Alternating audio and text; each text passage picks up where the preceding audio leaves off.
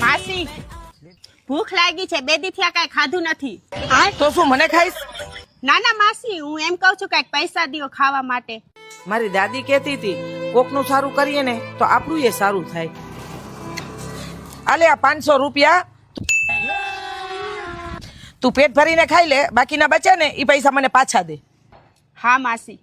હું અહીંયા જ ઊભી છું, આવીશ ને પાછી? હા હા માસી, આજે સારો મુદ્દો પકડાઈ ગયો.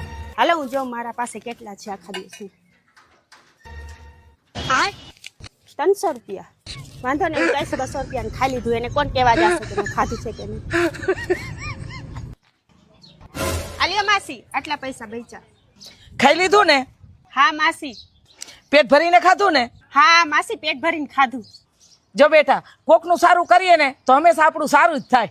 હા માસી. મારી 500 ની નોટ ખોટી હતી, કેદીની પાકીટમાં પડી હતી, હાલતી નહોતી. જો તારું પેટ ભરાઈ ગયું અને મારી નોટે હાલી ગઈ. હાલો બેન, હવે હું જાઉં છું.